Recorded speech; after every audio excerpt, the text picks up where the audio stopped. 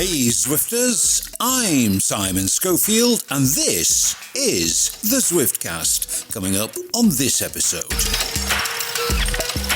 Clubs, the silent revolution that's changing Zwift. We have an interview with the dude in charge. Disabled athletes' representation in game. The pressure on Zwift to act grows. We ask HQ what their plans are and they tell us. And what's that faint sound in the distance? Is it a bell tolling? Could it be the death knell for sandbaggers? Plus, all the Zwifty news and gossip from the regular crew, including the latest massive melodrama around racing as HQ climbs down and apologises after shadow banning a prominent community racer because he posted a recipe for a game exploit.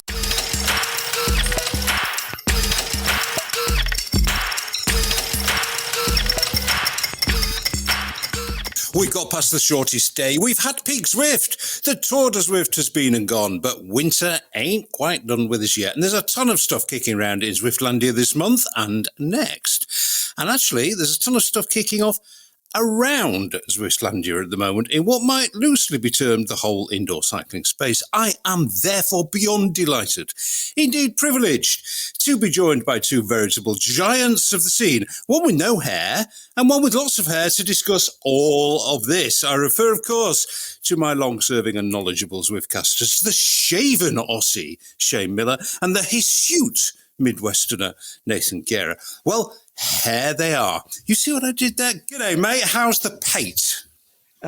Things are going well, but if you've been following my Instagram, I've been fighting snakes and lizards and everything late in summer. So just a standard day in Australia, I guess. Making the most of it, though. Been out on the bike quite a bit. I assume you protect the pate out on the bike. I wear an aero helmet and lots of sunscreen, even when I'm not doing aero things.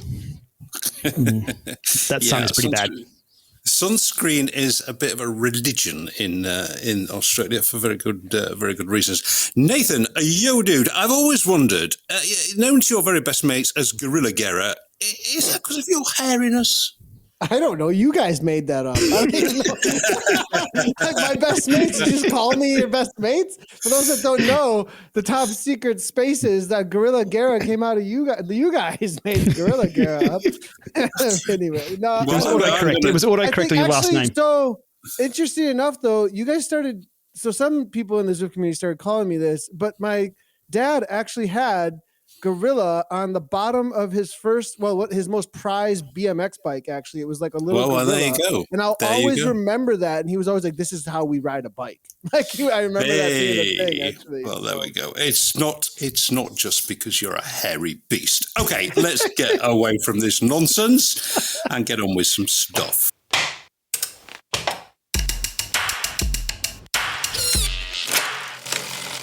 Given the darkness descending over Europe, this all seems a bit trivial, but it's what we do, so let's get on with it. Before we get what I know will be strong opinions from my fellow podcasters, let's start with some facts.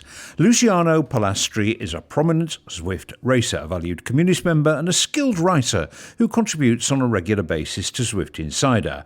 In real life, Luciano is a senior executive at a global digital company. He's not, as far as we can gather, a fool. A few days before Zwift's flagship e-racing event, the World Champs, endorsed by the UCI, Luciano posted an article on a burner blog about a game exploit which amounted to a recipe for how to cheat very effectively. Without any prior contact with Luciano, Zwift HQ shadow banned him for 30 days. That is, he could continue to use Zwift, but he'd be invisible.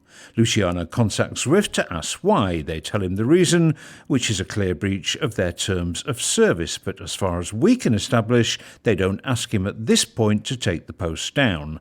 The blog post gets a lot of traction, which is merely increased as admins in various groups take down other posts pointing to the blog.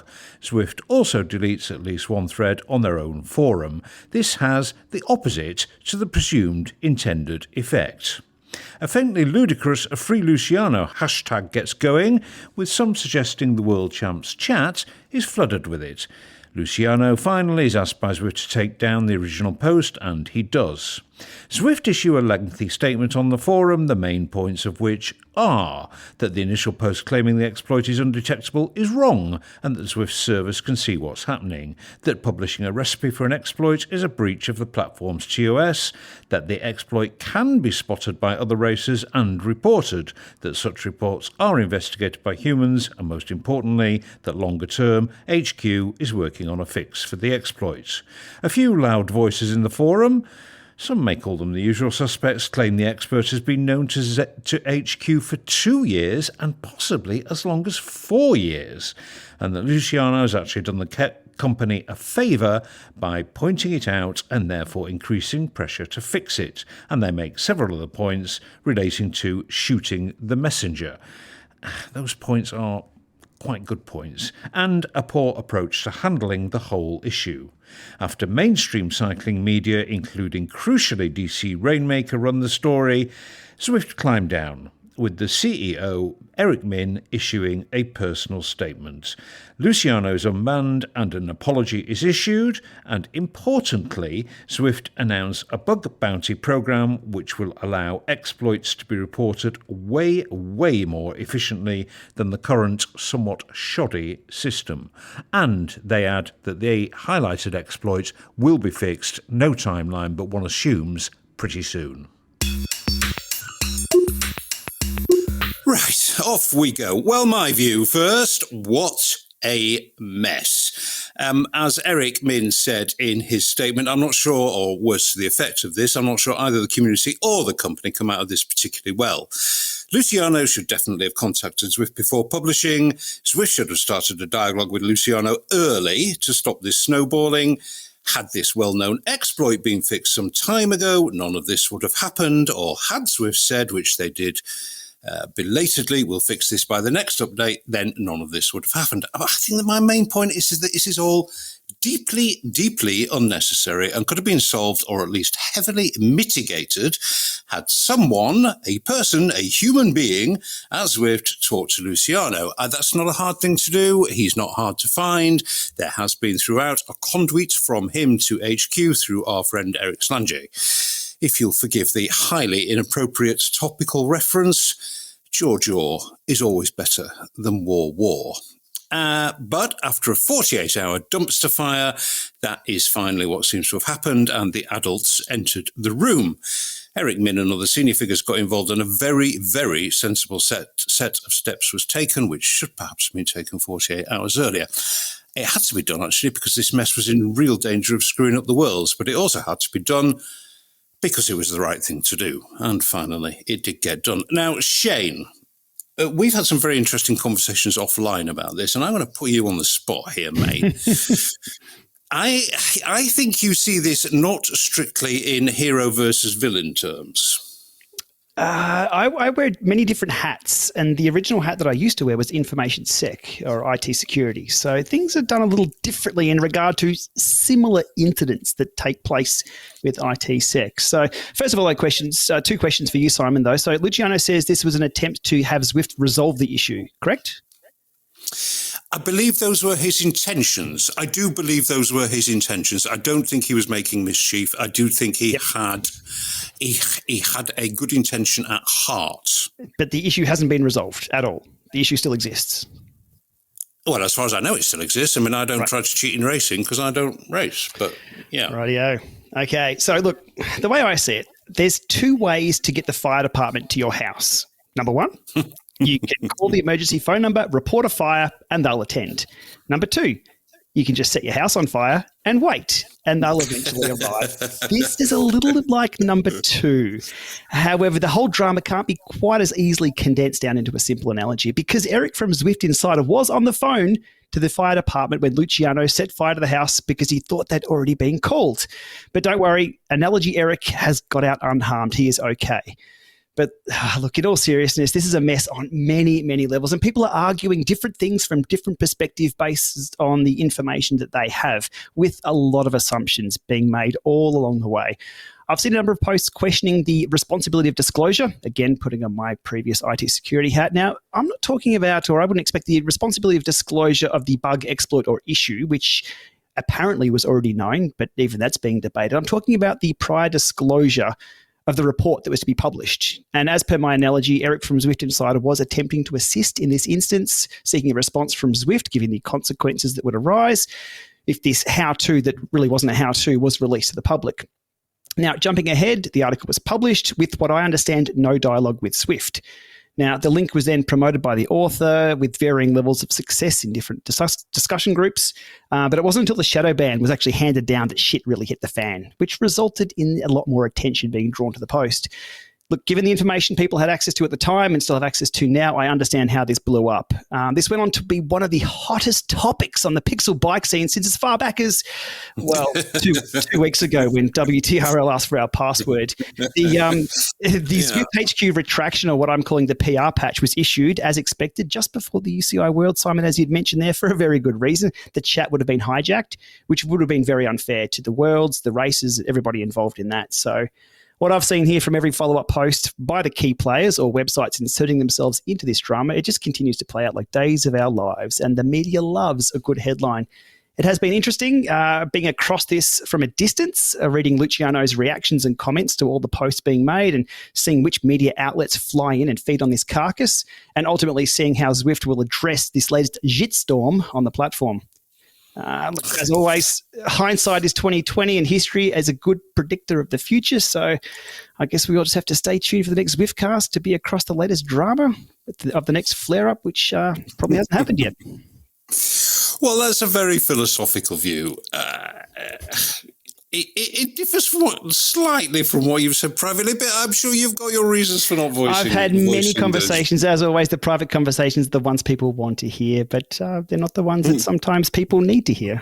So I've had a lot of conversations on this. Again, it's really hard to respond to this in any way that doesn't put, I guess, everyone looking pretty bad in a bad light. As Eric's response said, the official response from Eric Min, like, I think we all could have done better. And as I said, of course, that's a given this how this blew up and nobody read the room. But again, this is going to blow over. This will be done next week. It's probably going to be patched in a couple of weeks. We're done. Good job to Luciano there for bringing it up, a known exploit. I've got 99 others, and this wasn't one. Okay, my turn. Well, I mean, using your house on fire analogy, the statements. I mean, he did put the fire out. That was like 5,000 fire hydrants directed at the fire, all of which were very effective very quickly. Nathan. A number of troubling aspects to this whole affair. But at the actual heart of it, regardless of people's behaviour around it, which I think was less than exemplary in kind of on both sides, if you want to portray it as a side thing. But at the heart of this is the exploit, okay, and the Zwift statement was a little bit odd for me, relatively unknown within Zwift were the words that we used. Now, can you have relatively unknown, or can you have known or unknown? I mean, you either knew about it or you didn't. And I've seen posts, I don't know how informed they are, there may well be complete guesswork, but I've seen posts saying that this could have existed for 2 years, and I've seen one source, actually a very authoritative and reliable source, who said it's been known for as long as 4 years. We will probably never know where the truth of that lies, but regardless of what went on around it, the exploit itself is really worrying. Well, I mean, honestly, I was told about this way before Luciano, so I knew. Like, I just kind of ignored it. I was like, "Oh, yeah, that's a thing, okay." And what I like, maybe I should have done a Luciano. No, so this I mean, okay, as far as like rights and wrongs and all that kind of stuff goes, like this idea that Luciano was some sort of hero or bad guy. Here's what I want to say to that. To you two, I want to ask, do you really think anything would have been done about it as soon as it will now? Yeah. Well, that's a good point. That is a good point. Absolutely not. Like, and look, is he a martyr, but is he a hero, blah, blah, blah, whatever. What's the outcome? Zwift is going to pay attention to this real quick. So the outcome is that this is going to get fixed probably way, way quicker. I mean, would this have been put on some back burner for a really, really, really, really long time, or even been unrelatively known if someone didn't put a big fire up and be like, hey, hello, this is actually, people can do this. I don't know. Like, there's a whole lot of stuff that people complain about all over the place that doesn't. The bug bounty will want to be in place very, very quickly, because this sets a precedent that sets this sets the whole street on fire. Holy hell, the town's on fire. Good night. Oh, if this is actually the way to get things done, that bug bounty needs to be done now. Well, yeah, but the thing is, but Shane, Nathan does have a really good point here. Okay, it might have been, use whatever words you like. It might have been a little bit naive. It might have been a little bit unprofessional. It might have been a little bit rash. It might have been a little bit ill-considered. But the outcome is that an exploit that existed in the game for a long time is now going to be fixed pronto. Now, that's got to be a good thing, Shane. Possibly fixed. It's not fixed yet. But that has nothing to do with Luciano. That has to do with Zwift. Whether or not they respond at this point, okay, but that has nothing to do with his action. Now it has a ton of attention. And if it doesn't get fixed, well, that's even more of like, what are you doing? Why isn't it, so I don't know. And whether or not I like his actions, Luciano is not beholden to me. He's beholden to some TNCs, and Zwift can do whatever the heck they want to him. Right. And they did. And that caused a problem. And they did. And that was, and that was a problem. So, I mean, like, he's just a guy who, he doesn't have any of these ties to anything. And when someone shows up that doesn't have anything to lose, well, you see what happens. He was like, whatever, I'm going to do this, so, and I don't think he did anything quote unquote wrong. I think that, and it was attention seeking and that whole thing, maybe, I don't know. I actually rode bikes with him. I rode the chase race with him, and I think he was shadow banned still, but he was in the Discord and he was like, I can't see, or something about, I was like, can you see people or can I see you? I don't know what, it was kind of funny. And we were all kind of just laughing about it, but he raced a chase race with us on Friday. He's a nice guy. He's really good natured guy and everything. And really, really out there. He's very loud and happy, kind of a dude, but I genuinely don't think he was acting maliciously. I don't think he could have foreseen how it snowballed, and he found himself at the center of I don't think that was there either. But there's definitely like, whoa, this wasn't the expected response. And I think Road CC, in my opinion, Road.cc, I read the article from them, set a really good landscape of how this functions maybe in some other game spaces. So, whenever there is some sort of you can do this bug or that bug, using them definitely is looked down upon until the developer can get on top of it.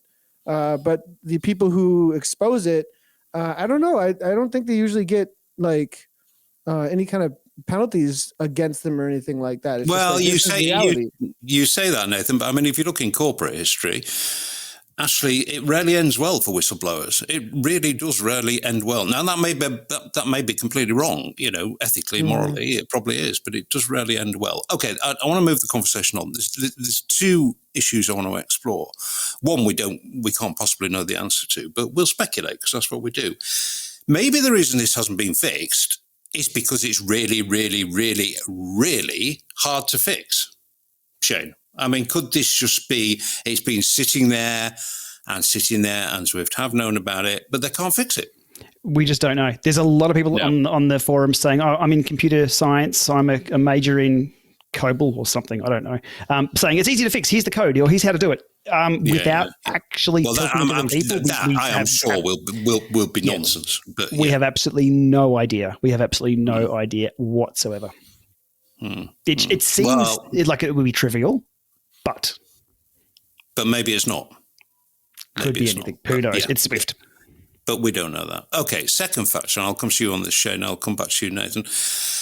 Again, looking at the positive outcomes from this, and there aren't many, but there is one, which is the Zwift have announced a bug bounty program, which arguably should have been there in the first place. For those who don't know how that works, that means that there is a proper, one would hope, fairly slick channel where you can report a bug. There will be a stated timeline to fix it. And I think even if you report it, you can get a reward. But anyway, it's pretty industry standard. And Zwift have not had it. Now, that has to be a good thing, Shane. Absolutely. Yes. It puts a framework in place to allow people to responsibly disclose things that they find, be them new, be them old, be them disclosing in a way that can be used in different ways and things. That's the way to do it. However, managing that is very, very tough because, again, they will set a timeline on the fix of that before said reporter could go out and publish documentation on that. It's a huge overhead. It needs to be in place, though. It's part of being a responsible software company to have something like that in place. So fingers crossed that's done ASAP. As I said, this sets a crazy precedent if this is how to get things done. As I said, I've got a famous list of 100 things I'd like fixed on Zwift, and this wasn't one of them. So do I make 100 videos, blowing things up, or do we sit and wait for the bug bounty to come along? I'd wait for the bug bounty. So let's see. Big moves, though, big moves, if that does be put in place. But it also then becomes an incentive for people to find bugs. So it invites people in who may not have been digging around before. Yeah. But at the end of the day, a better product. And I think that's what we're always championing for, a better product. So let's see how that unfolds. Yeah. Casting around for the positives, Nathan, this is one, isn't it? Oh, yeah, definitely. Just having attention paid to this. I mean, I don't think it's just finding the bugs. It's probably also just more attention paid to then. Like if the company is going to be putting resources behind finding these, then they're obviously going to do more than to fix these. It's going to be a ramping up of all of that. So you probably will see a lot more attention paid to stuff that's been, plastered in either Reddit pages or, I mean, there's a couple of different Facebook pages and groups I can think of that specifically, have different bugs or things that they would like to see fixed. And I have a feeling it's probably going to get inundated up front, but it'll definitely get more attention, and that's a great thing. And on the development side too, I don't think it'll just be the bounty side. I think the development side will get more attention then too. Yeah. Well, it was an entertaining few days to be on the outside of as an interested observer. I have to say, I'm glad I wasn't on the inside of it. But we finally got there. The adults arrived in the end, thank God. Okay, well, I think we've thrashed that one to death. Let us move on.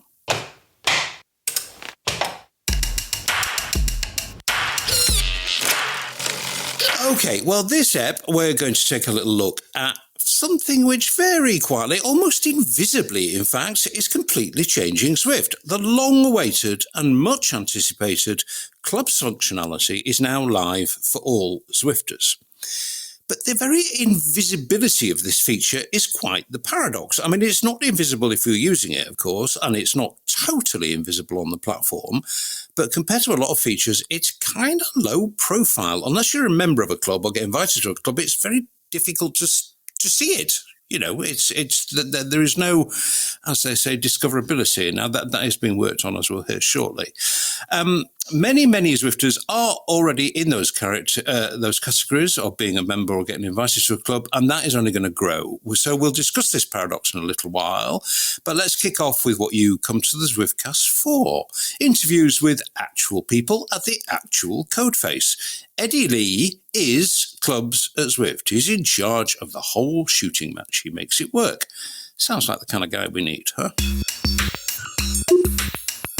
Well, welcome to the Zwiftcast, Eddie, king of clubs. You see what I did there? How are you, man? I'm doing well. How are you? Yeah, I'm good, thank you. Well, listen, before we get into the deep dive into the detail on clubs, let's get a quick sense of Eddie. How long have you been at Zwift? Do you ride a bike? I joined Zwift probably a little over a year ago now. I do ride a bike. I actually did get into cycling after I joined Zwift, so it's something that I did as a kid. Where were you before Zwift, Eddie? Just very briefly. Yeah, I was at a bank in the US called Capital One. They're one of the major banks here. And I worked on the mobile app. So we were rebuilding a mobile app from the ground up and spent about 4 years building that. Well, look, one of the most eagerly awaited developments in Zwift is clubs, because it puts so much control into the hands of the community. But hey, it's been a long wait. I mean, I think all Zwifters know that really the kind of plague got in the way big time of the development process. Was that the case? Well, there's a couple things that happened with clubs. For example, I came into the project about midway. So, before that, there were just a lot of people that came and left the project. So either they left the company or moved on to another project. So there are a lot of starts and stops. And naturally, when there's a lot of starts and stops, things get slowed down. So that was one aspect of it. Another aspect was that the system that we were building out, as you said, we're putting the control into the hands of the community. We did have to make sure that the event creation and all the systems behind it can scale with, giving it to the user's hands. So we just had to make sure that technically we can support that once we were to enable this for all users. And lastly, I think we're just trying to do too much, right? We wanted clubs to be such the amazing experience that we want to give to the community. And we kind of bit off more than we could chew in the beginning. How big is your team now, Eddie? How many people are working on it? So I would say the core engineering group is about 12 people. But beyond that, there are, obviously people in product marketing, a lot on the content side, support from our customer support team as well. A lot of stakeholders involved. As it stands at the moment, describe clubs to a newbie Zwifter for us. But clubs is really a platform to create and connect with communities on Zwift, and also to create and join shared experiences. From a community perspective, it's the first time you can actually create an identity, right? Where people can belong to, whether that aligns with your interests, whether you're a competitive team, whatever that may be, you can go and create a community and you can easily organize, communicate, and be a part of something that is persistent on our platform. You could create these shared experiences in cycling and running with a large global set of community members. So down the road, I do see, can we bring in maybe your own leagues? Can you bring in maybe your own routes? Maybe you design your own course for maybe a crit, for example. As I think to the future, how do we create more shared experiences outside of just events?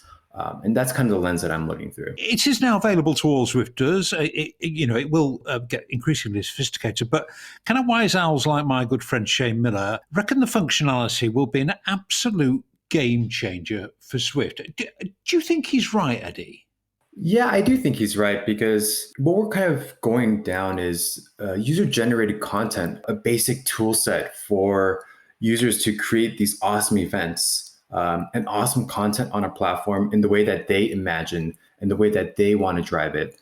So outside of Zwift, creating every single event and going through this process, empowering the community of Zwift to do that, I think will be a game changer. And I do see down the road where user-generated events or content in general will surpass what Zwift will do.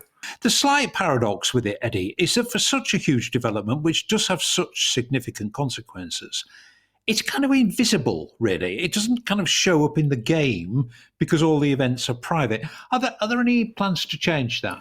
Yes, right now it's not there, but the design team right now, we're really going through how we can improve content discovery in general. It's really difficult to look up what's coming up for events. We are taking a look at all the different channels, whether it's Zwift created content, community created content like the Herd or 3R, club content and meetups. How do we combine all that into an experience that's easy to navigate, to search and discover content through? And that hasn't necessarily been done as of yet, but it is in the works to make it easier to find what you want to do on Zwift.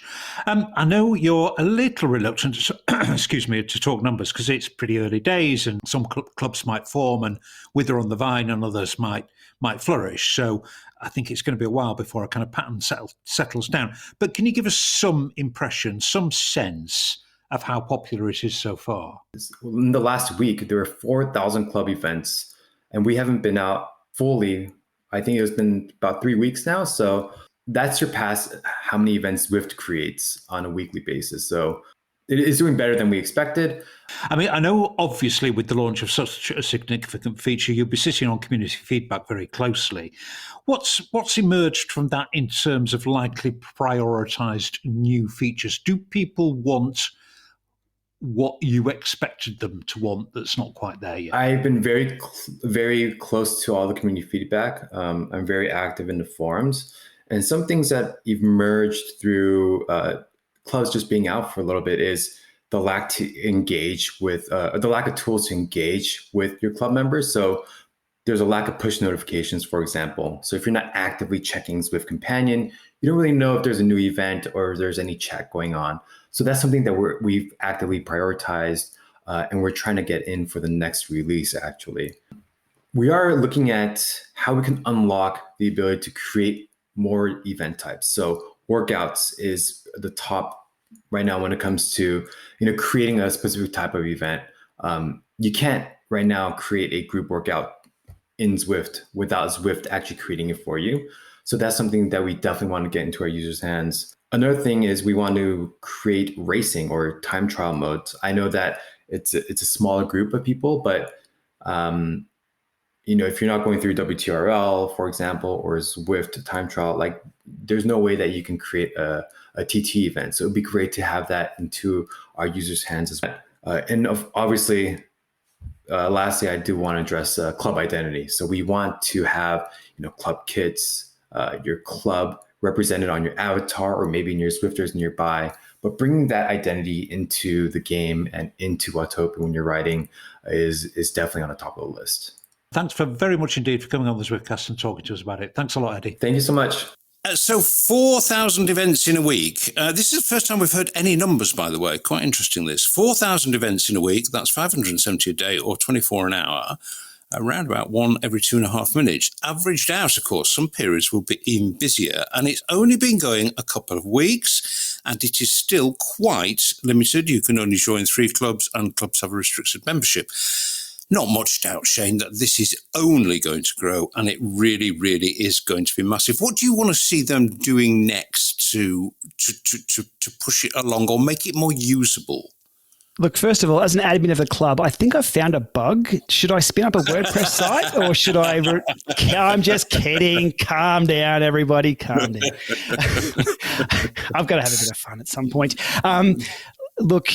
Yeah, it needs to keep rolling. The momentum here needs to keep growing. People were waiting for clubs for a very long time. It has rolled out. It can't roll out and go to first gear. It's got to get second gear, third gear, fourth gear, throw it in overdrive. Let's go. It's got to have discoverability.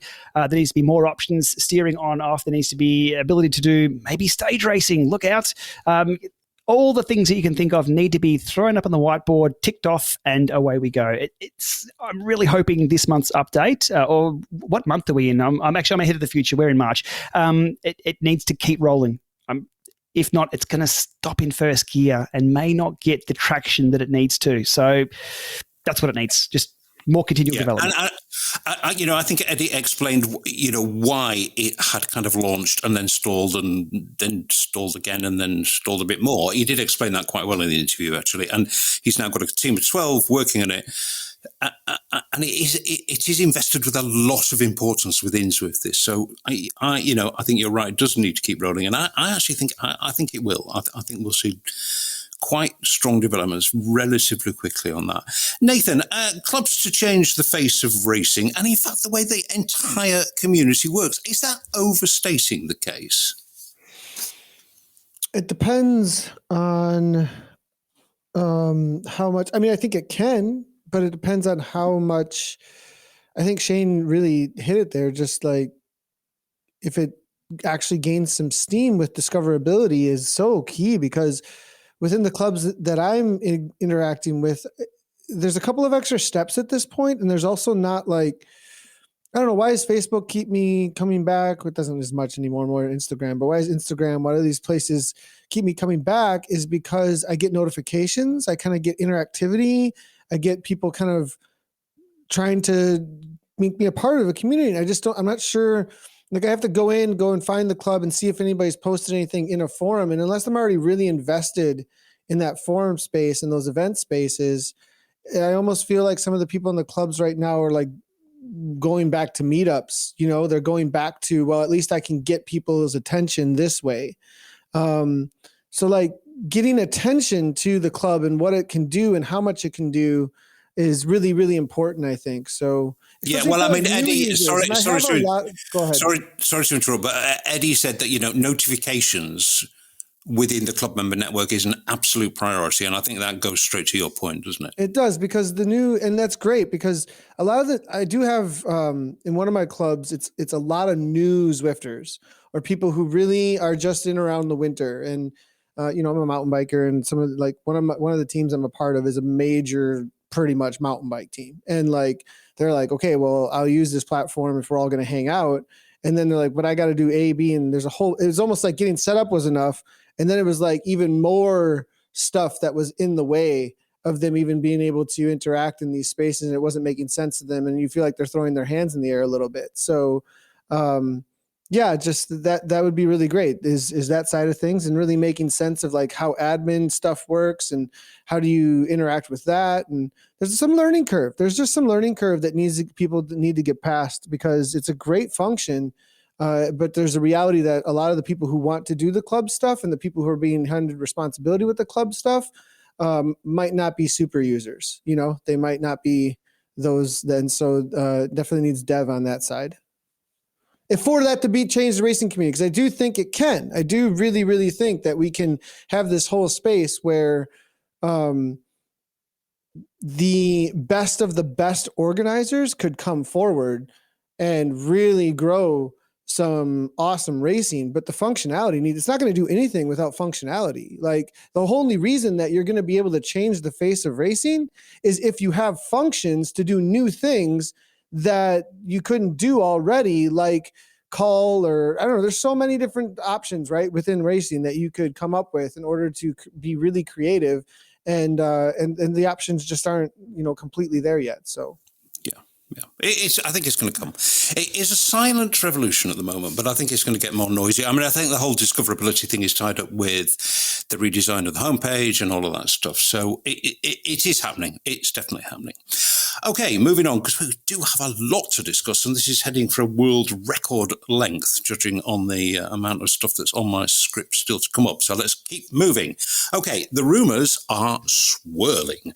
The rumour mill has been grinding them out. One rumour has a vague whiff of credibility, maybe more. Others, I think, are at the outer edges of believability. So the maybe could happen one is that Zwift may be about to acquire or merge with or somehow marry or, I don't know, get engaged to, whatever, TrainerRoad.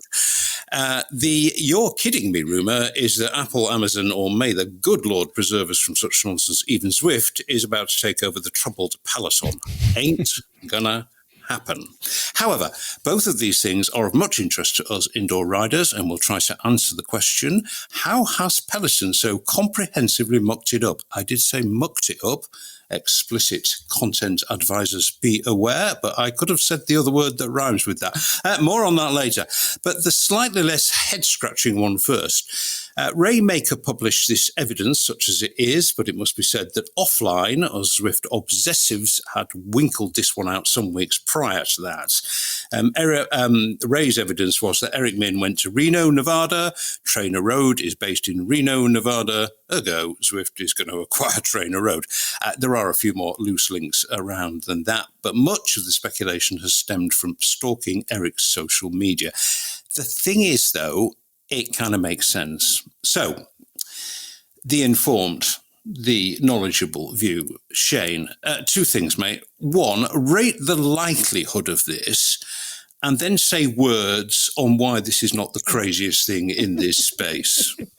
Say words. Say words. Oh, I've got some words, because Reno, that's got gambling and drugs. I mean, Eric could have been there for that. We don't know. For coke and hookers. I remember signing some paper that said we weren't supposed to say things like that. So I'm just speculating. I know Eric Min quite well. I don't think he was coke and hookers. Okay. I've got to start off with some humor. I've got to start off with humor. Hang on. I wasn't sure we were talking about those words.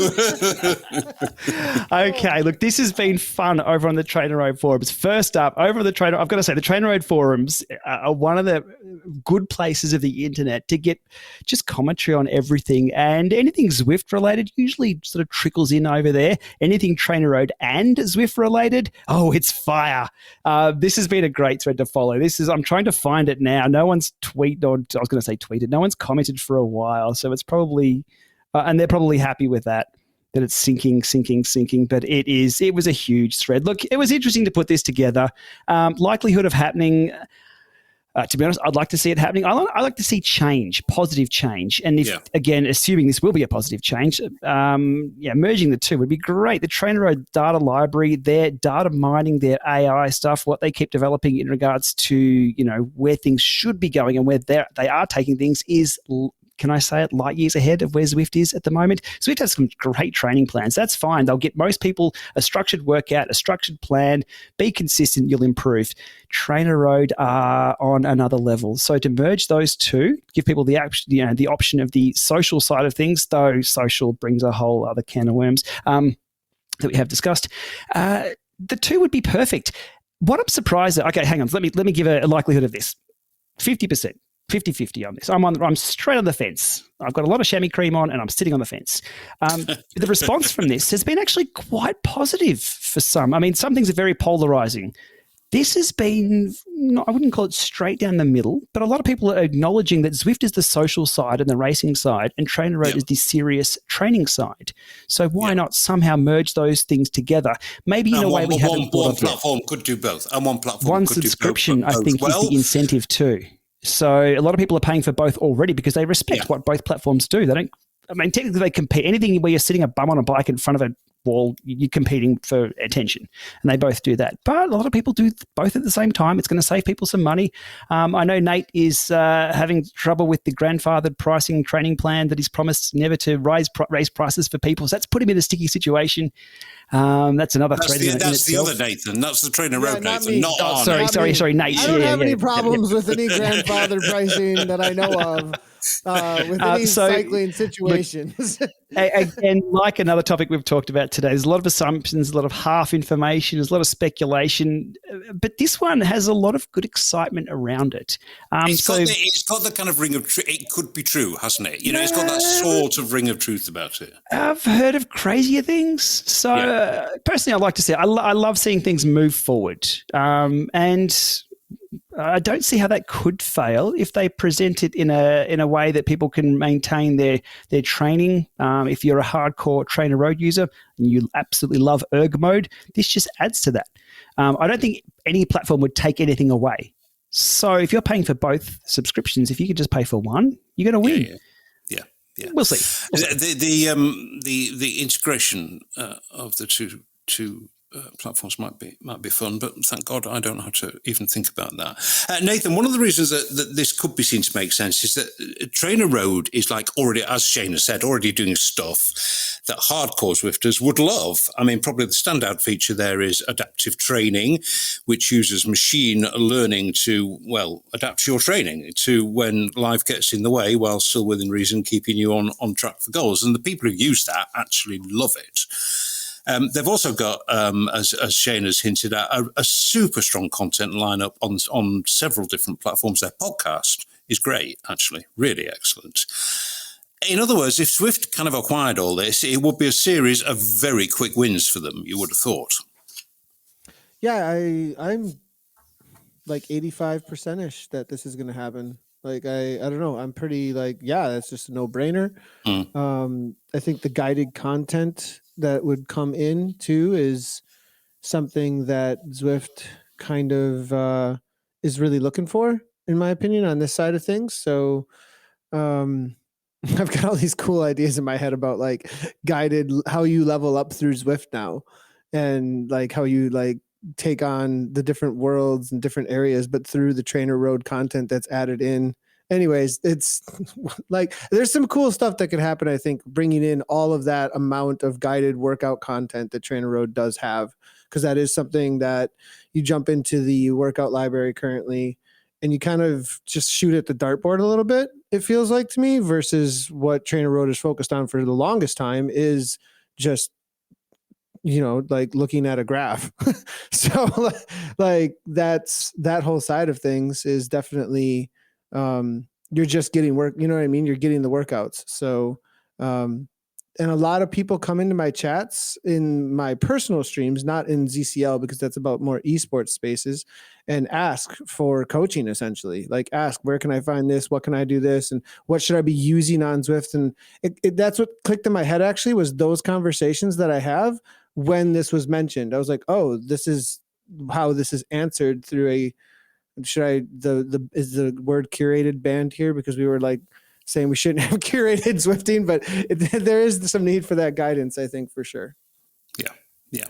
Well, I've had occasion to talk to Zwift HQ a number of times over the past couple of weeks around various issues. And at the end of one conversation, I did say to my friend there, I know you're not going to tell me anything about this, but what's happening with TrainerRoad? And he said, I cannot say a single word about that. I'm taking that as pretty much confirmation that this deal's on, actually, but I didn't say that. You didn't. Wasn't there a song, You Say It Best, but you say nothing at all? Who sang that one? Was that Meatloaf? R.I.P. Meatloaf. Yeah. You're sure delving back closer to my era there, Shane.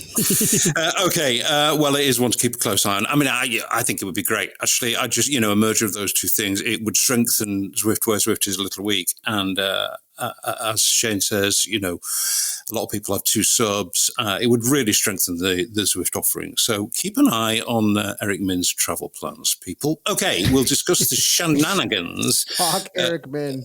Make sure to stalk Eric Min. He's always on Watopia. He's always on. Where is that place? We'll discuss the shenanigans at Peloton later on if we don't run out of time, because that has been... I was going to say amusing. I mean, it's not amusing because people have lost their jobs, but my God, they've messed things up there. We'll get to that later. Right on! Okay, forgive me, listeners. I'm going to jump on my hobby horse for a little while. You can forgive me, or even better, you can join me. Several times over the past 100 or so episodes, I've featured adaptive cycling for disabled or differently abled riders. More specifically, how cool it would be for Zwift to accurately represent disabled riders with, for example, an avatar for hand cyclists, or, for example, more assistance for visually impaired riders.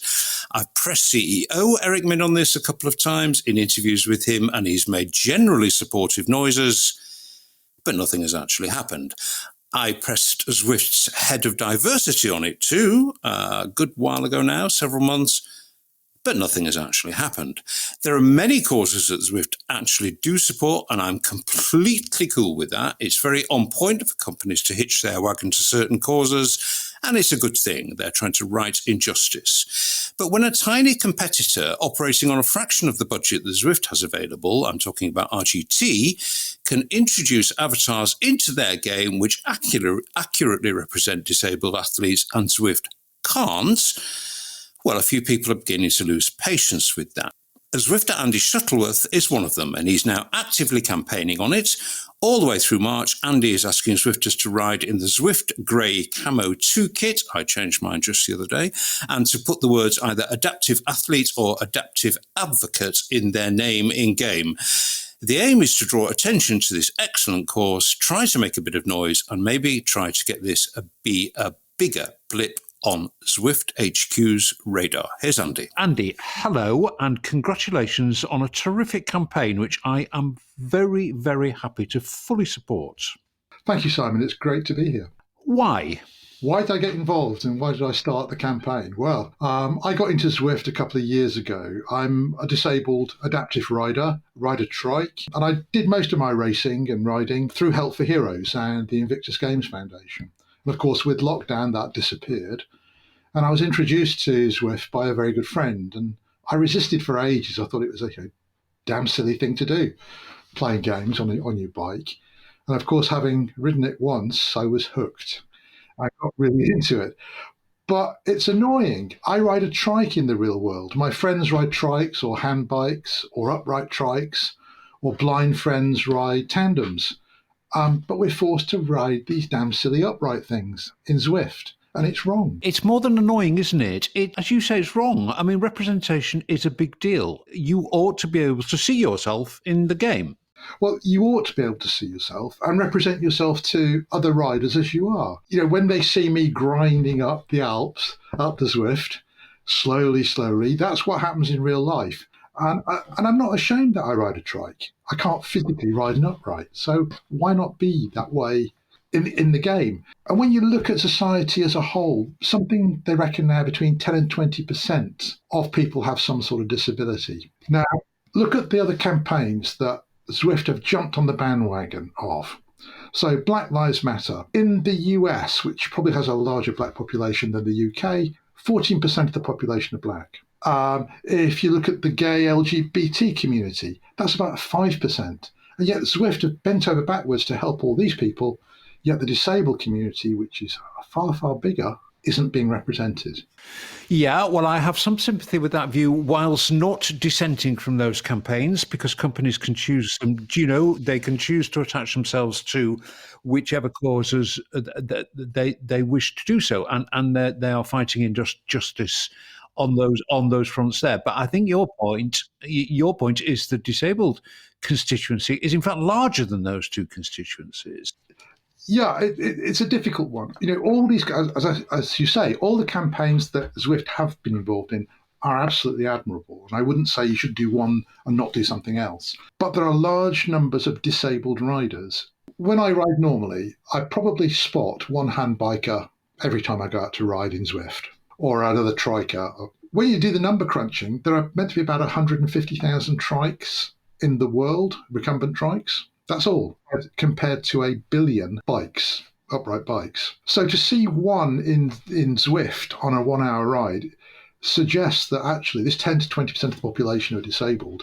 A larger proportion of that are in Zwift than in the population as a whole.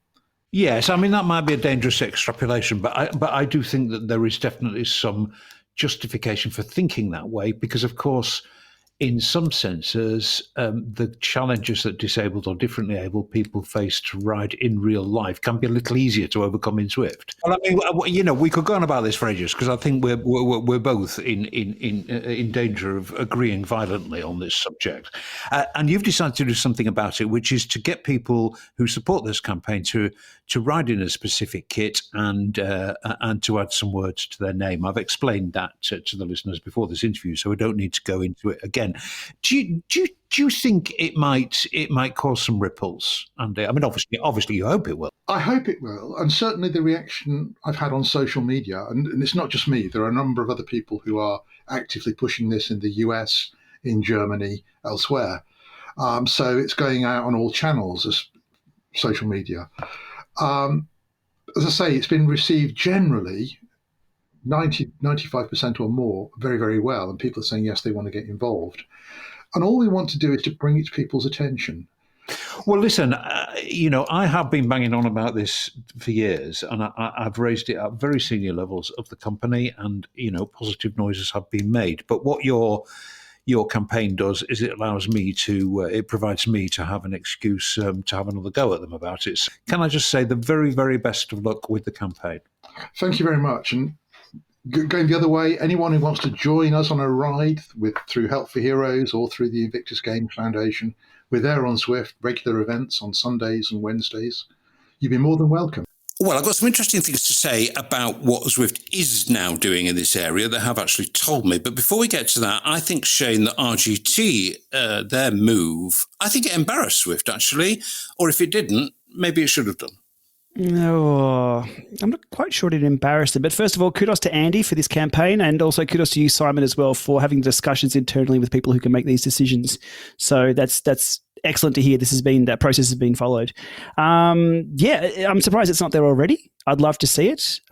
It's a scene that I've seen race here at the Nationals in Ballarat, and those athletes they train harder than anybody you can believe. So they're amazing. They are amazing. Have them represented in game. Yeah, I'm looking forward to it. My question, I guess, around is, and I'll have to pose this to, I guess, either Zwift or the adaptive athletes is, could we also ride their bikes just as they can ride ours and represent it? Is there something we could do in that space? Or is that, it's a touchy subject. Is that embarrassing for them? Is it not appropriate for me to ride one of their bikes? Or, I wouldn't mind jumping on a little hand cycle and... Well, no, there's no reason that a fully able athlete can't ride a recumbent. Lots of people do, generally with beards and a slightly eccentric attitude to life. But, that's fine. That's fine. So I don't think that's a particular issue. Now, could we use their bikes to cheat? Well, low CDA, those things fly. But my next question is, would they have a Tron bike? And would Simon also ignore getting that Tron bike? Simon? Listen, I climbed the Alp the other day on that Rafa Rising thing. Can I just make note 38 minutes it took to get a Tron bike reference in there? Let me just note that in Zwiftcast listeners. Can we just say, Shane, it took me longer than 38 minutes to get up the Alp. Speaking of getting up hills, Nathan, I actually got overtaken in real life on a climb on a French mountain by a cyclist with one leg. And, ever since that, I have harboured such an admiration for these people. They are, and the problem when you talk about this is you can sound patronising. I really don't mean to sound patronising. But whenever I see an adaptive athlete out in real life, I am just beyond admiration for what they do. It's just incredible to see. And representation in real life and representation in games, it really is a big issue for this constituency of people. Yeah, so when I think about, I want to first talk to what you said about the admiration, because for some reason over the last couple of years, I've had a lot of interaction with adaptive athletes. And because of that interaction, I've just had, for some reason, like the relation of how much I've sacrificed in my pro career toward the bike and the recognition of how much more they have. And and knowing how much heart that I've put in and time and just all the different ways that I was continually thinking and getting creative with and just demolishing myself, and then thinking of how much more it brings me to tears sometimes, like thinking about it and watching it and commentating on individuals that are coming in. And then I got to read this name rather than see it. I have to read it in their name. Like they have to put it in. I am on a hand side. It's like, why do they have to put that there? They shouldn't have to put that. It's there. not right. But then the issue that Shane brought up is one to think about, because then should we be able to ride them? I don't know. Because it is to me, it's like a badge. It's like a badge of honor, and good point. And so I don't know if we should be able to, but I don't want to have to figure out that they're an adaptive athlete.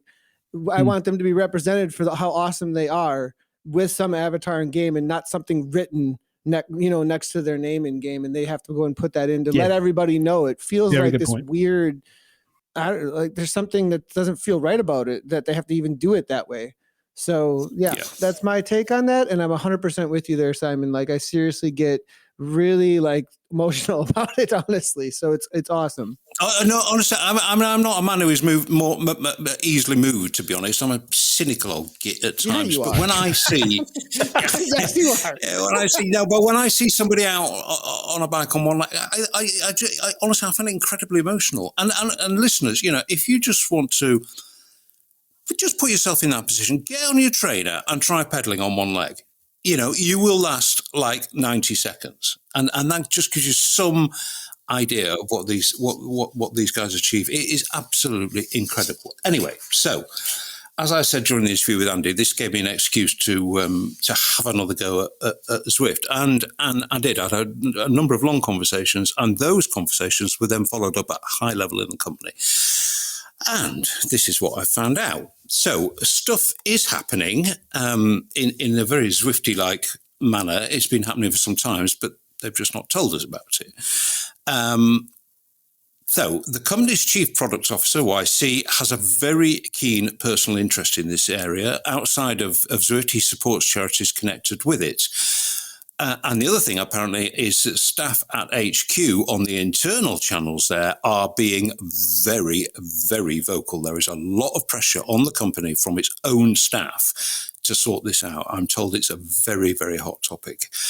Zwift have been working in partnership, with a charity in this area, the Challenged Athletes Foundation. They've actually made a pretty substantial donation to them, and they've carried out a big survey to scope out the issue. There are, of course, many forms of disability which the game will eventually need to accommodate. Some of them are invisible, as Andy said. I mean, it's very easy to spot the guy on one leg, but some people have invisible disabilities, and how do you represent those? So there are, there are lots of things to think about in this, and it's not as simple as it outwardly appears, as is often the case. Anyway, there's a 30-page document now circulating which summarises the findings of the survey and other work that Zwift have done, and that is the basis for recommendations about to be made to the Zwift product team, and the priority is going to go towards the biggest numbers of differently abled athletes using the platform. Initially, that will be hand cyclists, but other needs are going to be catered for down the line. So there is definitely stuff happening here. There's going to be a detailed roadmap decided as early as next month, and I think at that point Zwift will start talking about it publicly. So well done, Zwift. They are actually doing something about this, but when you start to analyse what needs to happen, of course, it just becomes more and more and more complicated and in depth, and they feel that they don't want to rush into anything, and when they do it, they want to do it properly. So fair enough. That makes me happy, as I'm sure it will all those who support Andy's campaign and ride alongside him. Ride on! Right, okay, well, let's go back to racing. Let's talk one of those things that ruins the racing experience for many Zwifters. Yes, it's those pesky sandbaggers. Well, finally, after 6 years, HQ is making what looks like a pretty serious attempt to clamp down on the people who deliberately or accidentally enter raters in categories below their abilities, trash the field, ruin the race, and then somehow, at least the ones who do deliberately, manage to live with themselves. The key figure at Zwift designing and implementing this system, which is now being tested in a series of races, is Flint McInnes. So let's talk to Flint to find out more. Hey, Flint. Hey, how's it going? Thanks for having me. I'm excited. I'd kind of wished you were called Daniel, because you're so often in the lion's den. Yeah, that's true. Sometimes I definitely think that would have been a better app descriptor. Can we walk it back and then I'll just change my name to Daniel really fast? Anyway, Flint will be well known to people who hang around in forums, hence the reference where he often meets a fairly tough crowd. But anyway, we'll get to that later. You still are a racer in real life, I think, weren't you? I was at one stage, yeah. I moved back up to Seattle recently so that I could get back to skiing because my primary background in sport is ski racing from when I was extremely young. So cycling was a holdover until I could get back to the mountains. But yes, I've raced my bike quite a bit. Seattle, the only place in the world that's wetter than Yorkshire, I think. How long have you been with Zwift? I have been at Zwift about 2.5 years, thereabouts. For those not aware of this experiment to make racing a little more fair, just give us the elevator pitch. When you join an event, you have the option of any category to join, basically A, B, C, D, and sometimes E. And in a competitive setting, this open category creates a lot of problem because people can sandbag. So the idea behind category enforcement was to take a couple metrics on the power curve that we collect from ride data as people do their activities in Zwift, and then prevent them from joining a category that would be too easy for them based on that ride data. And we are also not saying that you can only join one category. We give you a minimum. And then we allow you to race up if you wish, because that was something that I always believed in when I was riding my bike a lot was, maybe you want to go for a challenge and you want to race, with the bigger folks, so to speak. Those sandbaggers, which of course is what this is aimed at, they're difficult dogs to keep on the porch, Flint, those fellas and ladies. I bet it's mainly fellas, actually. But could this be the death knell for sandbaggers? I mean, how effective do you think this will be? If not the death knell, hopefully, the first ominous drumbeat or so, right? Like it's pretty much Wild West out there right now. And I really believe that we can start to make the right moves to help people race in a place where they will bring about fair competition, right? So when you say death knell, right, like you can take that two ways. Death knell could be punitive. And then the other part is that it could be death knell because it will simply go extinct. I personally don't believe in punitive measures when it comes to bike racing unless somebody is like, egregiously in need of it. It isn't the end of sandbagging by any means. I mean, Zwift still has a long way to go. I think we all kind of know that, right? Like there are things that you can kind of get away with to spoof your numbers in a bunch of uncertain terms. But yeah, it's one step in the right direction, which I'm hoping will snowball quite quickly into more steps in a better defined direction, if that makes sense. Yeah. Yeah. And just, let's respond to those, or let me allow you to respond to those blowhards in the forum. Why not auto-catting? The reason that we didn't go with auto-catting right out, and why we may not honestly ever do it, I don't have a great sense of direction for that at this moment in time. The way that I've always seen it is, don't want it to be something that you would just be kind of shoved into a race and you don't necessarily understand why, nor is it something that's always on. It's more, I don't believe that we are in a place at Zwift at the moment with the current way that the platform works and the landscape of hardware and the ways that you can cheat and all these factors coming into play that kind of spurred category enforcement, now.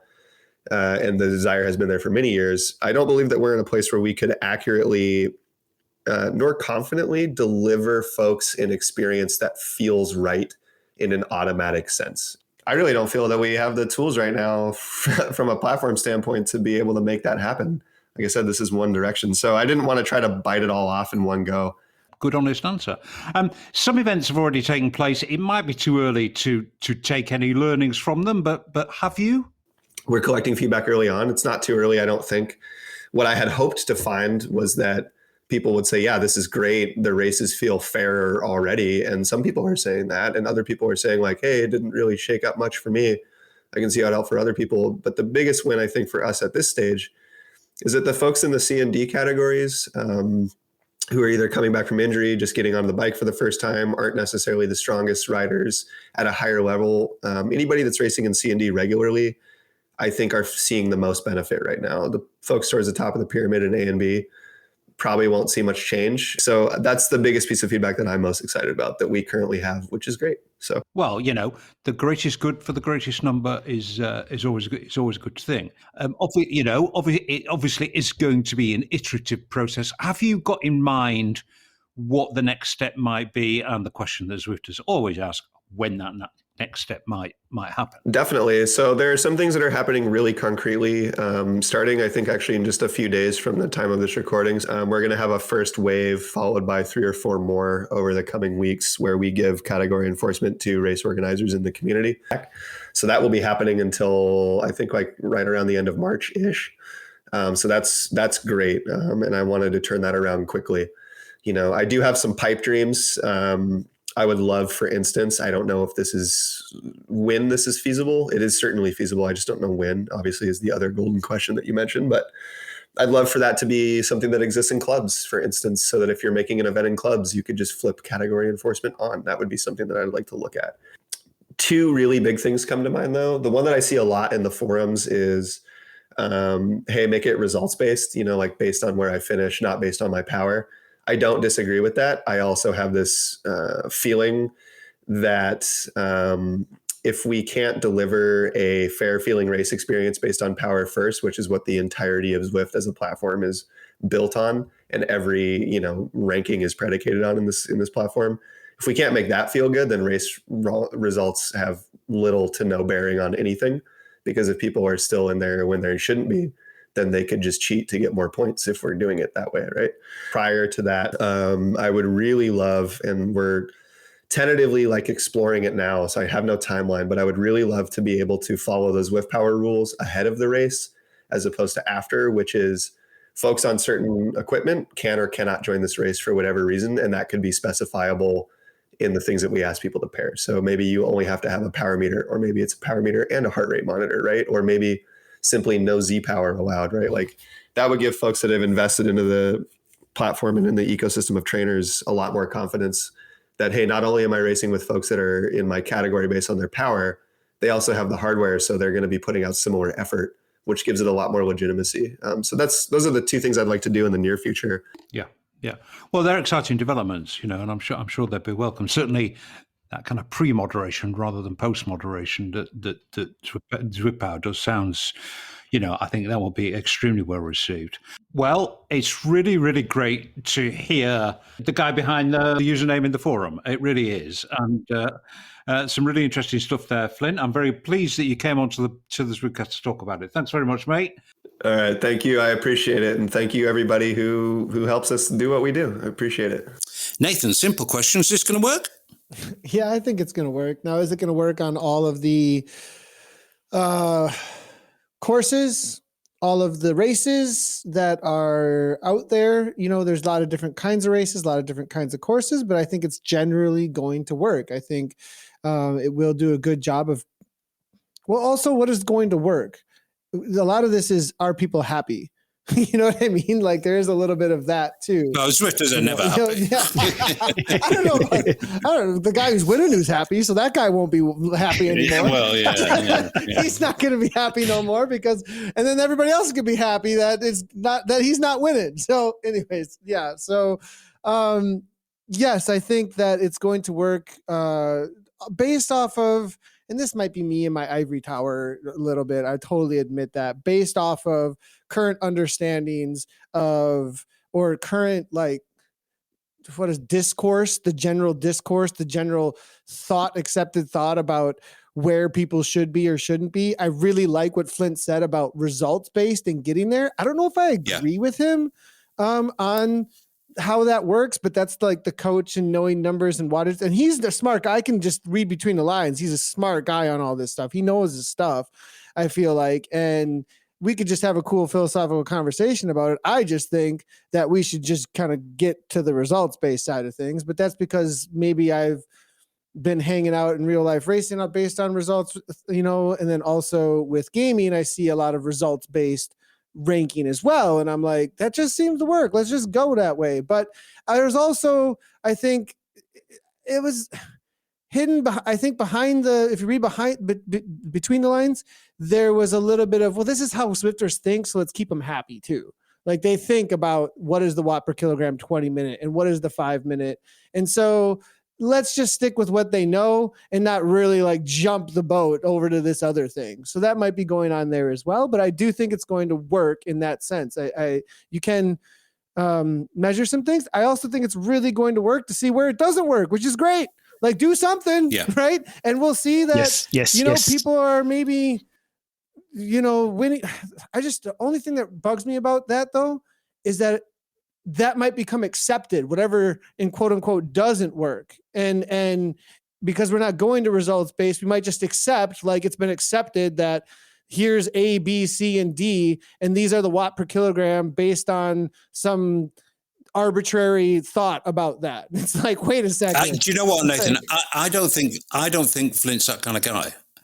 I really believe that he is very highly motivated. Wants to push, yeah. And I agree with that. Yeah. I heard that. I 100% heard that, and I don't think it's going to stay there. It sounded like he wants to push. I agree with you, Shane. Totally. Oh, excuse me, Simon. Yeah. Shane, I think this is going to sort of follow the pattern of clubs a bit, really. I mean, they had a go at this, which was very half-assed, and then that kind of fizzled out, But this looks like, and I think it is almost the same explanation that Eddie gave about clubs, that the team got distracted and all the team members got taken off it, and then there was the plague, and other stuff got in the way. I think this actually might be following the same pattern, and that now Flint, who is obviously super highly motivated to get this sorted out, I think he's got a team. I think he's being given resources, and this feels as though it is the first step of a journey that is going to evolve relatively quickly, and they're very serious about doing something about this now.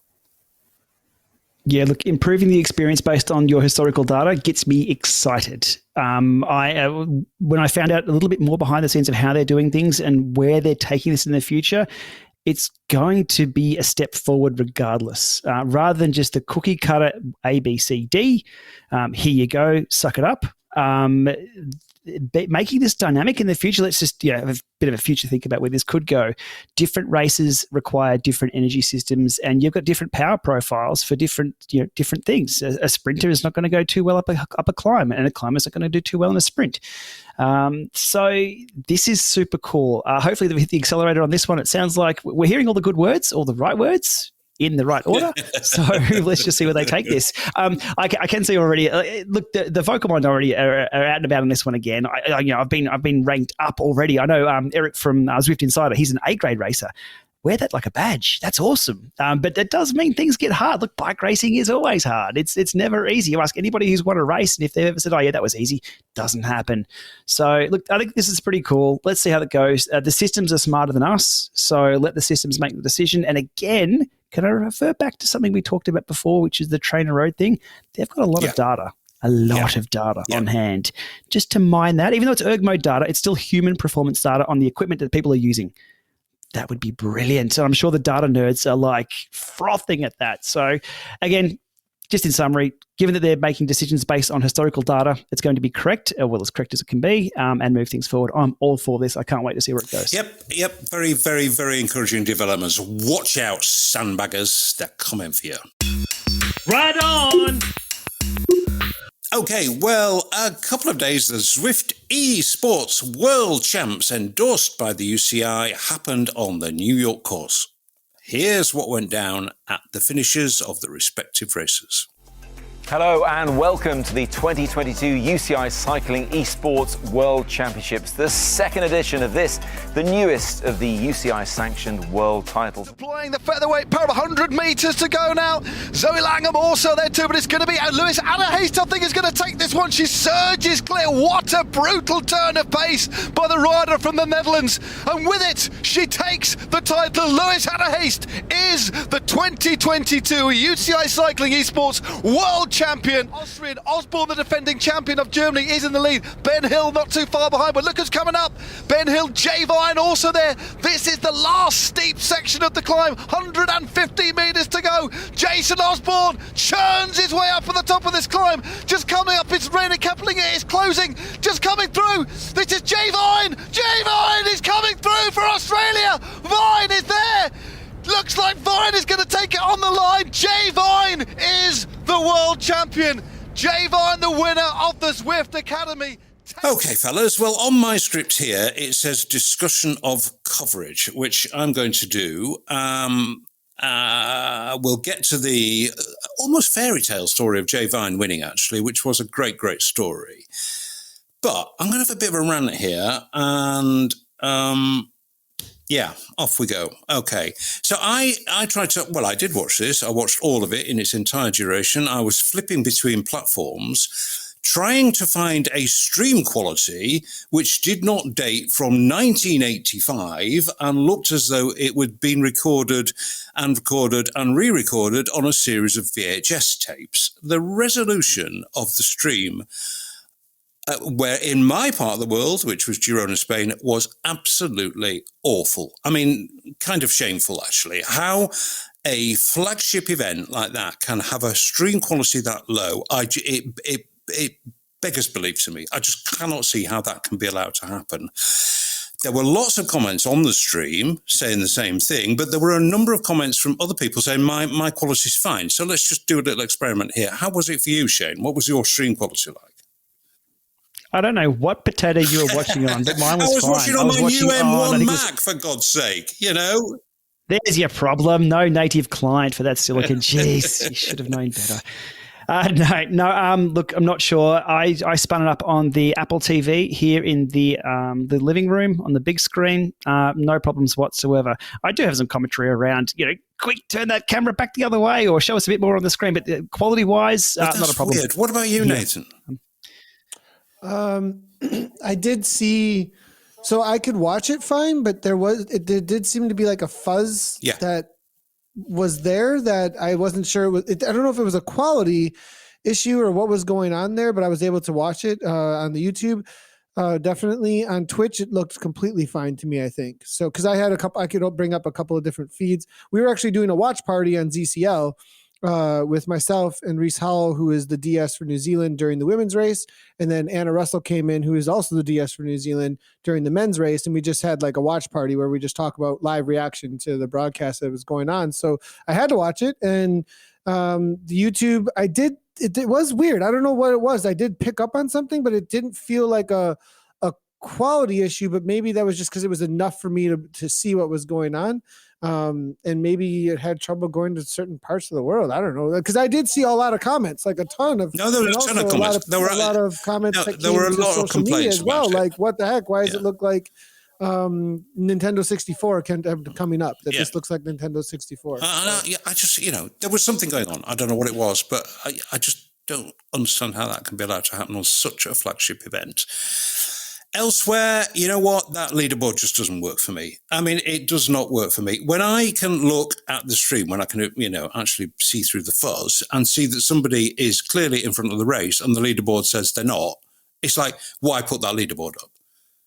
Why put a leaderboard up that conflicts with what you can see is happening in front of your very eyes, And the leaderboard does eventually update, but by the time it updates, then the position at the front of the race has changed again. So you've got a conflict between the graphics and the real life action. And again, sorry, Zwift, that's just not working, okay? It's not working. So find another solution because that is just not working. Didn't work for me at all.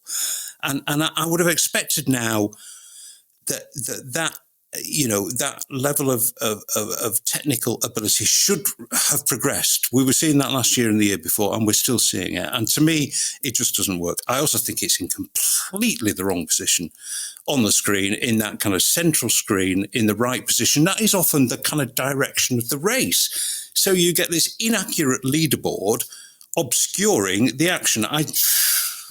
I wasn't happy, as you can tell. I wasn't happy at all. But anyway, that's my rant over. The racing was good. I was going to say, I'm going to move on to the racing. The Jay Vine story, Shane, is fantastic. Absolutely fantastic story. And that was a big effort of his in the last 500 meters. And, winner of the Zwift Academy, on the podium at World Tour stage races. I actually saw him injury. He lives in Girona. I actually saw him going out on his bike for a ride the other day. And now he wins this. I mean, that's a great story, isn't it? And of course, he's an Australian. He's a good human. Bree and his wife and Jay moved over there. They sort of packed up and went, let's just try and make something of this. And it's the new generation coming through. I'm super stoked to see him as an Aussie. I was shouting at the TV. Look, I've watched a lot of Zwift racing, and I've been involved in the early days. And Nathan and Simon, yourself, you were shouting into some of the racing I was doing. I was shouting just as hard back watching Jay these days. And the other day winning that race. We thought the winner from last year, his name departs my mind at the moment. We thought, he's got that wrapped up. Osborne. Then someone else came through, and then Jay Osborne. Osborne, I thought, he's got that. Right at the end, there was a move made, and then Jay comes through, and I was off the couch. Little Max, who's 2.5, was wondering what Dad was doing, bouncing around and yelling at the TV. Absolutely brilliant racing. So anyhow, a great story, and Jay is a good guy. So cool. There's a nice kind of circularity to that story, winning the Academy and then winning the World Champs, but also it goes deeper. It goes deeper than the Academy, actually, and a lot of people don't know this. And I just want to interject.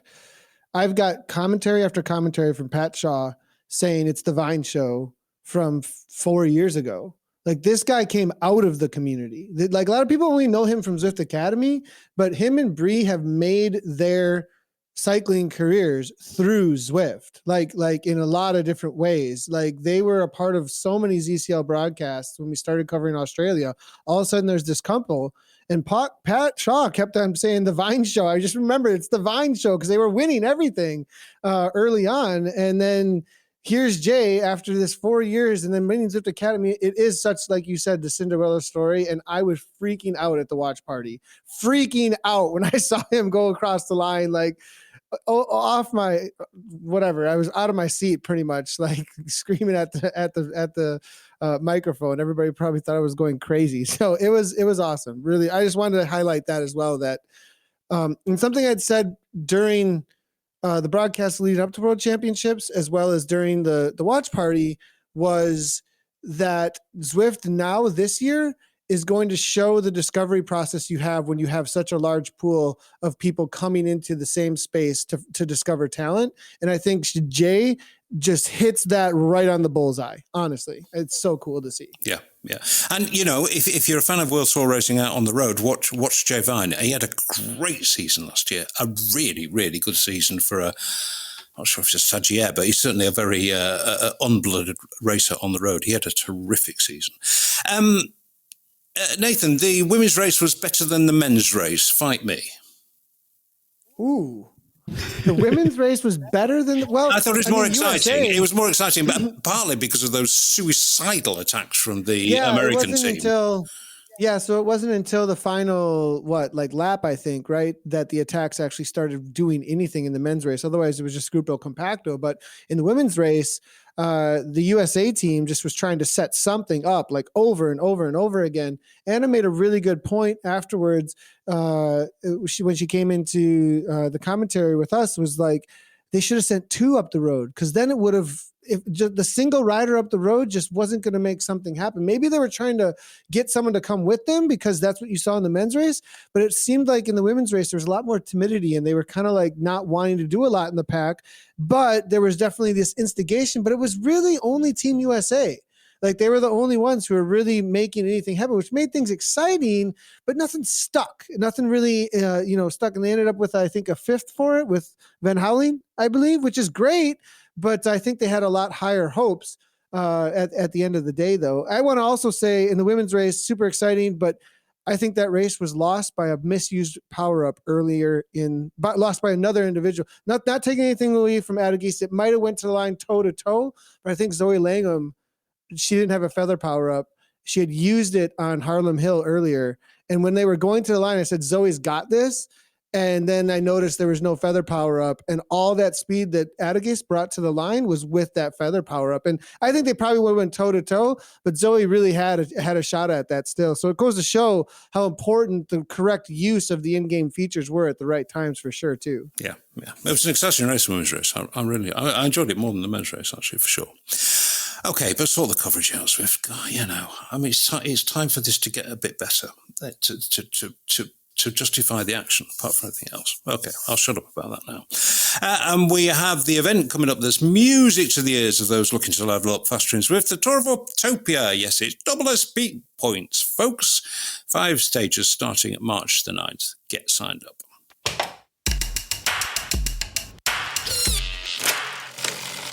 Okay, well, we've still got 2 more things to discuss, actually, and maybe more, because there's a little bit on the end of the script that says any other business, chaps. But let's move on to 2 new hardware products from Wahoo. They've just been released. Not something we've heard much about in the past couple of years. New hardware announced and available, that is. The rollers are sort of smart. More on that from Shane coming up. They work by allowing you to clamp the front of the bike and put the back wheel on, rollers, which are then attached to a flywheel. They're going to be easier to ride than traditional rollers because the front wheel is clamped. There's also a new set of power pedals out from Wahoo. You've got the usual excellent review over on YouTube, Shane, of both products. However, let's just confine our discussion to this, because your review covers the technicalities. I don't see who are actually going to buy this bit of kit, to be honest. I mean, why would you? There's no power meter inbuilt to it, because rollers are really bad at this. Who's going to buy it, and why would you? Yeah, this is the issue. Having to explain a product to the core audience is a bit of a problem. Look, it has a few use cases that I brought up at the end of the video, and they're use cases that may not apply to, a lot of us who have already got smart trainers or wheel-on trainers, and that is that the simplicity of it. That's the angle they're going for. It's you could just roll up with a bike, put it on there. I actually, the first time my front wheel touched the system or touched the trainer, and then I was pedaling, it was 9 seconds. That's how fast it is to put it on and get going, and that's any bike as well. So you don't need to change rear cassettes if you've got a 12-speed, a 10-speed, 11-speed, an 8-speed. If you've got a track bike, if you've got a TT bike, if you've got all those different things you've got to work around with direct drive trainers don't apply to this. And even with wheel-on trainers, you've got to have the right through-axle adapter nowadays, which makes sure it doesn't hit the frame, and that can also be a problem. So the simplicity is what they're going for. Use case, what we've seen in a few of the media stuff already with this is the Track World Cup, where somebody else has come in and set that up for them, and the track riders just wheel their track bikes up that have the screw-on rear wheels with the horizontal dropouts. They're a pain in the ass to change wheels on, so they won't be using direct drives anytime soon. Jump on, spin, go. Also at the World Championships, riders can rock up with their bikes in full race setup. Just jump on, go, race tire pressures, pull them off and go. Again, this is the professional level though. Also, another thing at the professional level, once you've had your bike scrutineered, I looked at, you cannot make any modifications to that bike. Even removing the rear wheel could be questionable. You might be doing something different. So that can also get people in trouble. So there's a really weird use case over in the corner. For the home user, look, I'm sure there's a market out there who don't want to be mucking around with, taking a wheel off or putting this on or changing this adapter. So it's there for them. It doesn't replace anything in the Wahoo lineup. That's a good thing. So it's not replacing the snap. It's not replacing the core.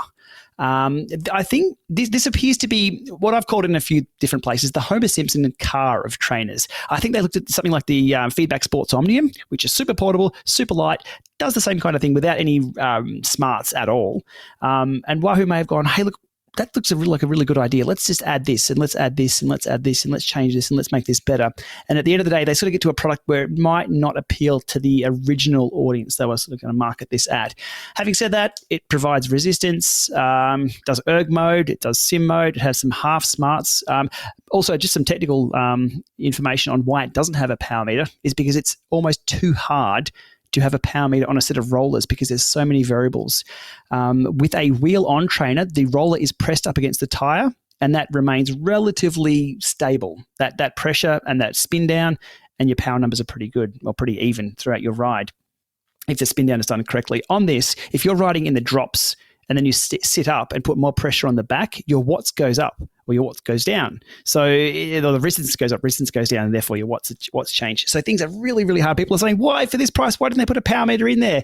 I tell you what, for this price, putting a power meter in there would have caused more problems. So look, it's not for everyone. It's a product that you can select. And as I said in my video as well, if you walked into a store that had all of the kicker range set up, so the snap, the roller, the core, and the proper kicker, the high-end kicker, and the kicker bike, I can see people looking towards the roller saying, hey, cool, I'm not much into cycling.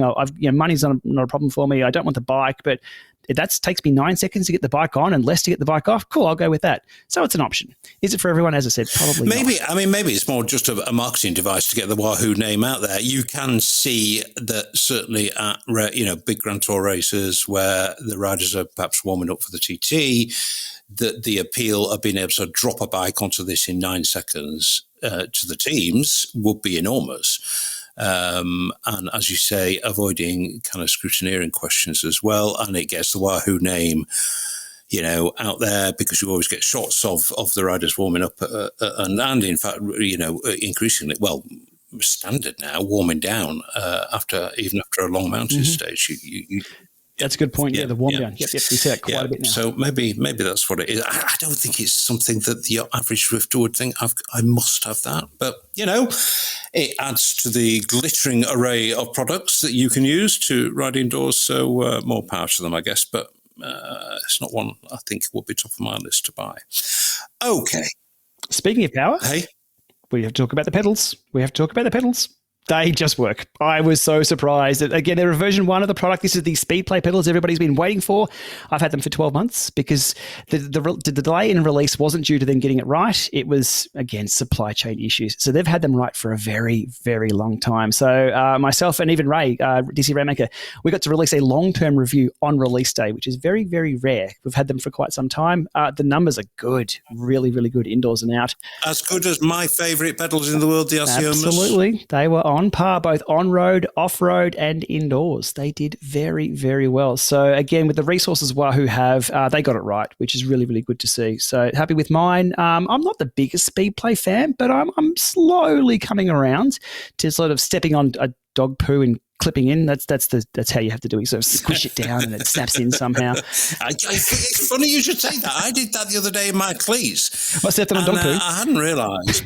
Yeah. And I got back and I put my shoes in, as I always do, because I'm very neat in my cycling habits. I put my shoes away in the cupboard and I opened the cupboard door a day later and it was like, what's that smell? And can I just tell you, getting that stuff out from Cleats... Oh, no. That's no fun. That is no fun at all. No fun at all. Okay, we diverge. Right, finally, let's talk about Peloton. Well, why are we interested? Well, I guess Zwifters just are, really. I mean, mainly because they can be quietly complacent that they haven't knelt at the expensive altar of the Church of Peloton. Zwift is better and Zwift is cheaper. This we know. Nevertheless, interested is what we are, and there's been a lot of Peloton-related news these past few weeks. So for those who've not been following it, the CEO, John Foley, has been booted upstairs to the position of executive chairman, although he still has a lot of control of the company. And there's been a big wave of layoffs, I think, with almost 3,000 Peloton employees now looking for a new job. Alongside that, there's been a lot of what looks like to be well-informed commentary of just how much money Peloton wasted as its meteoric growth skyrocketed during the pandemic. Apparently they were throwing away bikes if they had a scratched frame. I literally throwing them away. Unbelievable. A planned manufacturing facility in Ohio has been scrapped, and there's now a new CEO in post. Interestingly, in his public comments, he's identified content as the way to revive the fortunes of the company. Long been known as the way to grow a platform. Hey, Zwift, content. The share price is on the floor, and there have been rumours that the big boys like Nike, Apple, and Amazon have been sniffing around to buy Peloton. Frankly, it's a bit of a mess. But there could be some interesting learnings here for Zwift, Shane, because as they move closer to the Peloton model with the upcoming launch of hardware, and, Steve Beckett's comments at CES does suggest that they are definitely looking at the benefits of moving to one payment per month for the hardware, for the platform, and, that's what Peloton do. Should Zwift be looking on with scary interest at the mess that Peloton have made of a previously very successful company? Yeah, not my area of expertise, but let me give it a crack. Let me give it a shot. I think what we're seeing is a correction. The hype around sitting inside, spinning away, looking at a wall or looking at somebody else spinning away as well, was, I think, a little bit too much during the pandemic. So we're just seeing it come back to normal levels. The good thing for Zwift about this happening to Peloton is that let someone else fail first, you come along and do it better. Is Peloton a failure? Probably not. I think they're still doing very, very well, and they'll still continue to do very well. Again, I've just correct an overhyped market, an overhyped share price, and probably some planning that and some internal mistakes. Some bad internal mistakes. They've been documented as well. So look, I'm all for Peloton failing on a number of fronts, which I don't need to go into. But look, I still think it's a beautiful model. It's everything all in one price, and I would like to see Zwift move towards this. And I'd like to see Zwift just get a small piece of their pie, because if you look at their numbers, they're still pretty big. But again, I'm not too stressed about this. The entire market in this space is going down. What are we seeing? Netflix, Zoom. We're seeing all the pandemic heroes sort of flatten down and come back to ground. Exactly right. I'm not too stressed about this. Yeah, but unfortunately, Peloton has crashed into a crater, whereas Netflix is just gently drifting down on a parachute. I think that's the difference. Isn't it? We'll see. But look, better them than us, or better them than Zwift, I guess. So let's see how we go. And Zwift, and that's my point to address with you, Nathan. Peloton's rate of churn, even now, is tiny. I mean, I've seen figures that says their customer retention is at 99%. People do not cancel their Peloton subs once they've got a Peloton sub. Now, whether they use it or not is a different matter, but that doesn't matter to the company. They do not cancel their subs. The customers absolutely love the product, and still the company appears to have screwed it up. But the difference is Zwift has said from day one that they are building slowly for the long term. So, is Peloton a kind of classic case of a passing fad, and Zwift is the the steady eddy. And certainly, as Shane said there, judging on the kind of post-pandemic effects, Peloton has crashed to earth. Zwift has been steady eddy. Okay, they haven't had the meteoric growth that they had, but neither have they dropped off, a zillion users when the pandemic has drifted towards an end. So has Zwift, has Zwift done better post-pandemic than Peloton? I must be, looking from the outside, the answer is a fairly easy answer to that question, isn't it? But is that because Zwift has grown slower and been a bit more methodical, which sometimes annoys us, of course, because it's been kind of slow in certain areas of development. Has Zwift's model here triumphed over the Peloton kind of skyrocket model? I mean, slow growth is good growth.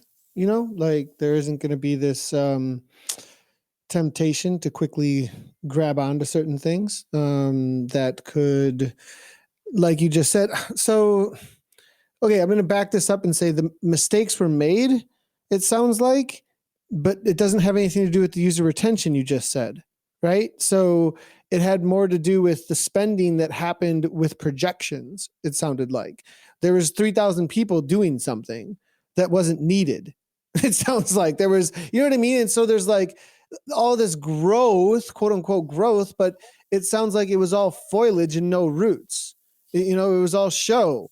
And so, and you're going to grab a bunch of people with the foliage, with the show, and then they're not going to, it's not going to stick though. It's not going to have that, the roots that are really like, these are people who are here to stick around, the fad idea there. So I think that's more of what's going on there.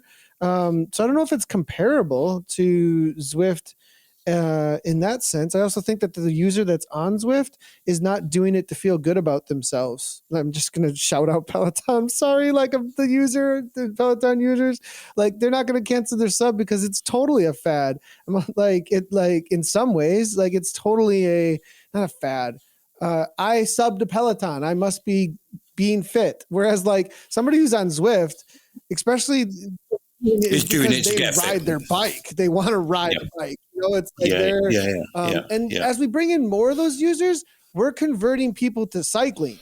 We're not converting people to spin classes. You know what I mean? Or to something that's a little bit more about I go to my morning exercise class. It's like I go to ride a bike as a sport. You're making a cyclist, whereas with Peloton, you're doing your exercise class, which could be replaced by a lot of other different exercise classes, And so I think there's that. I think what Peloton's going forward, I'm just going to say it, is like Apple.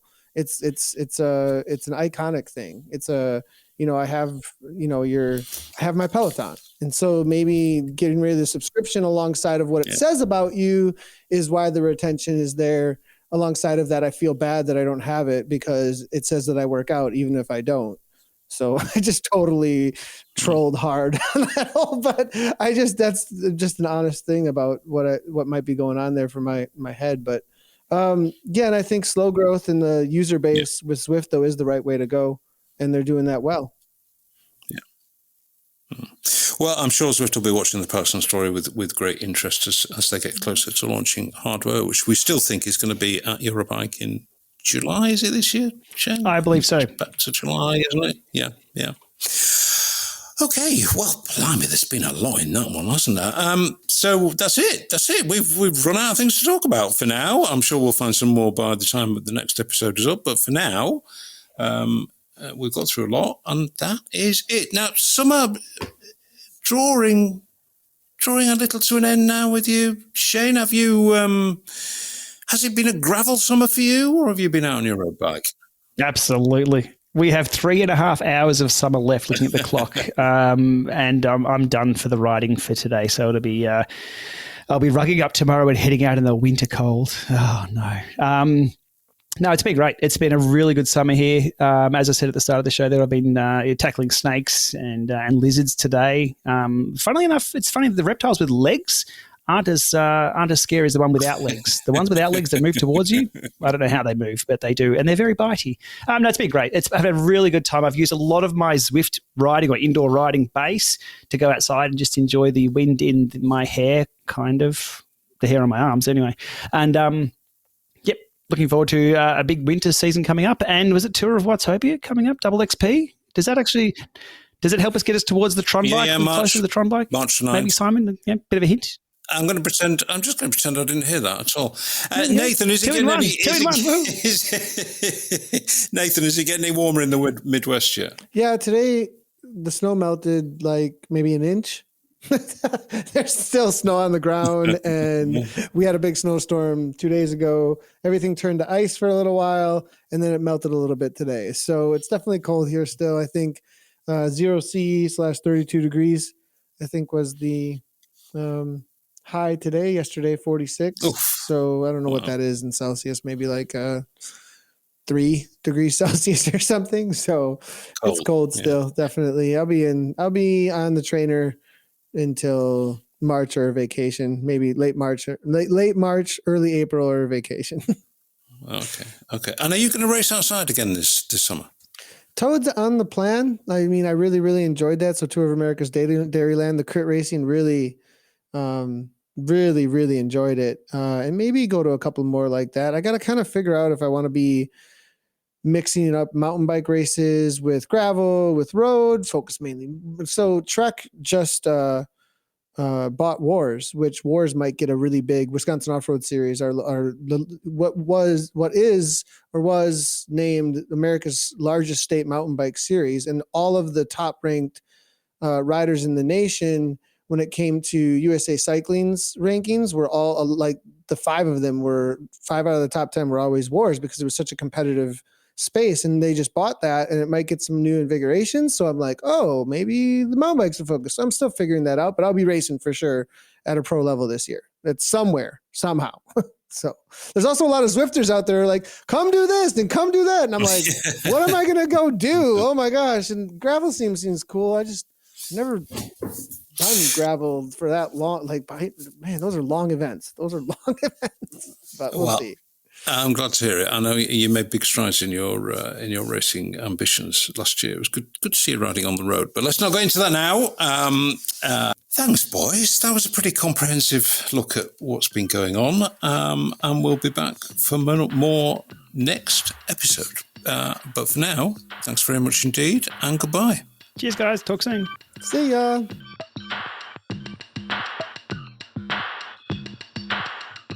As always, we'd like to point out that Zwift support the Zwiftcast and help keep it going, but it's us that decide what goes into the Zwiftcast, not Zwift. Thanks for listening. See you next time.